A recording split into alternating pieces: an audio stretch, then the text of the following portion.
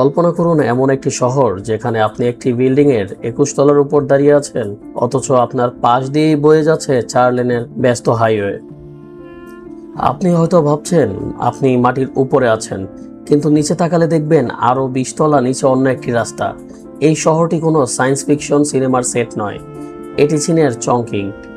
পাহাড়ের খাঁজে গড়ে ওঠা এই মেগাসিটি বর্তমানে ইন্টারনেটের মোস্ট ভাইরাল শহর। এখানে গুগল ম্যাপও কাজ করতে গিয়ে খেয়েই হারিয়ে ফেলে, কারণ এই শহরটি কেবল উত্তর দক্ষিণ বা পূর্ব পশ্চিমে নয়, এটি বিস্তৃত উপর নিচে, যাকে বলা হয় বিশ্বের একমাত্র 8D সিটি। আমাদের আজকের যাত্রা শুরু হচ্ছে ইয়াংজি নদীর তীরে গড়ে ওঠা এই সাইবারপাঙ্ক প্যারাডাইসে।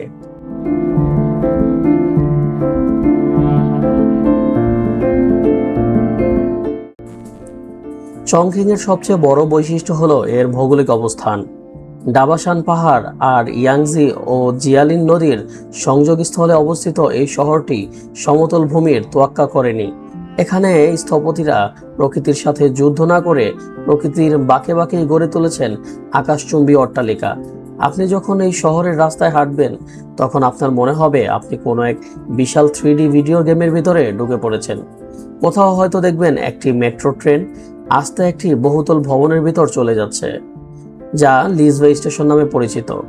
আবারও কোথাও দেখবেন একটি সাধারণ খেলার মাঠ দালানের ছাদের উপর অবস্থিত।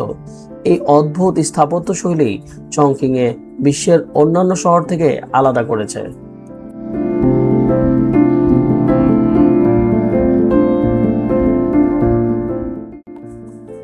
চংকিং এর ভিডিও বানাতে গেলে যে দৃশ্যটি বাদ দেওয়া অসম্ভব তা হলো লিজিবা মেট্রো স্টেশন। কল্পনা করুন আপনি আপনার ড্রয়িং রুমে বসে চা খাচ্ছেন, আর আপনার দেয়ালের ওপাশ দিয়েই তীব্র গতিতে একটি ট্রেন চলে গেল। এখানে 2 নম্বর লাইনের ট্রেনটি আস্ত একটি 19 তলা আবাসিক ভবনের 6ষ্ঠ এবং 7ম তলার বুক চিরে বেরিয়ে যায়।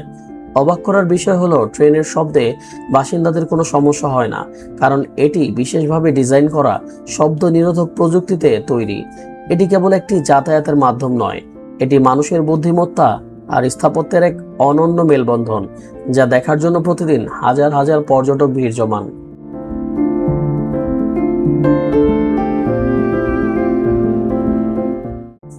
দিনের বেলা চংকিং যতটা যান্ত্রিক, রাত নামলে ততটাই মায়াবী। বিশেষ করে হোংইয়া গুহা, এটি একটি 11 তলা বিশিষ্ট বিশাল কমপ্লেক্স, যা প্রাচীন চীনা স্থাপত্যশৈলী তৈরি। পাহাড়ের গায়ে ঝুলে থাকা এই ইমারতটি দেখলে আপনার মনে পড়ে যাবে অস্কার জয়ী অ্যানিমেটেড সিনেমা স্পিরিটেড অ্যাওয়ের কথা। রাতের অন্ধকারে যখন হাজার হাজার সোনালী আলো জ্বলে ওঠে, তখন পুরো এলাকাটি আগুনের মতো উজ্জ্বল হয়ে যায়। এখান থেকে জিয়ালিন নদীর উপর দিয়ে বয়ে যাওয়া জাহাজের আলো আর ওপারের আধুনিক স্কাইপারগুলোর প্রতিফলন এক অবাস্তব দৃশ্যের অবতারণ করে।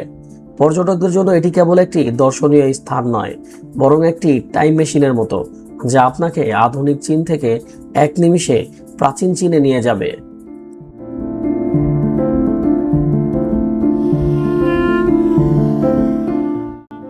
চংকিং এর আসল সৌন্দর্য দেখতে হলে আপনাকে ইয়াংজি নদীর উপর দিয়ে কেবল কারে চড়তে হবে। একসময় ছিল এটি সাধারণ মানুষের যাতায়াতের প্রধান মাধ্যম, কিন্তু আজ এটি পর্যটকদের কাছে রোমাঞ্চের নাম। ঝুলে থাকে এই কাচের কেবিনে বসে যখন আপনি বিশাল ইয়াংজি নদী পার হবেন, তখন পায়ের নিচে পুরো শহরটিকে ছোট ছোট খেলনার মতো মনে হবে। একদিকে পুরনো জীর্ণ ঘরবাড়ি, অন্যদিকে ঝকঝকে আধুনিক টাওয়ার।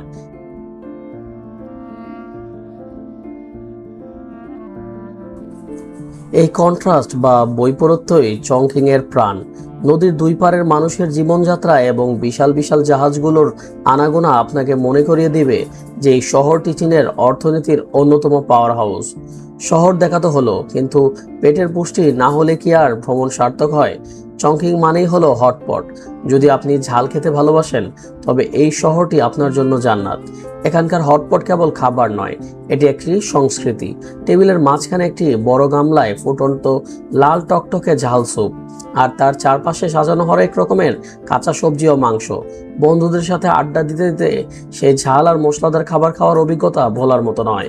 এখানকার সিচুয়ান পেপারকর্ন আর জিহ্বাকে সাময়িকভাবে অবশ করে দেবে, কিন্তু সেই স্বাদ আপনাকে বারবার টেনে আনবে। বলা হয় চংকিং এর মানুষের রক্তে যতটা না হিমোগ্লোবিন আছে, তার চেয়ে বেশি আছে মরিচের তেজ। আপনি যদি এমন কোনো জায়গায় যেতে চান যেখানে প্রতি মোড়ে মোড়ে বিস্ময় আপনার জন্য অপেক্ষা করছে, তবে চংকিং আপনার তালিকার শীর্ষে থাকা উচিত। ভিডিওটি শেষ করার আগে দর্শকদের উদ্দেশ্যে বলবো, এই যান্ত্রিক গোলকধাঁধায় আপনি কি একবারও হারিয়ে যেতে চাইবেন? জানিয়ে দিন আপনার মতামত কমেন্ট বক্সে। ভিডিওটি ভালো লাগলে লাইক, কমেন্ট, শেয়ার করে পাশে থাকবেন। ধন্যবাদ।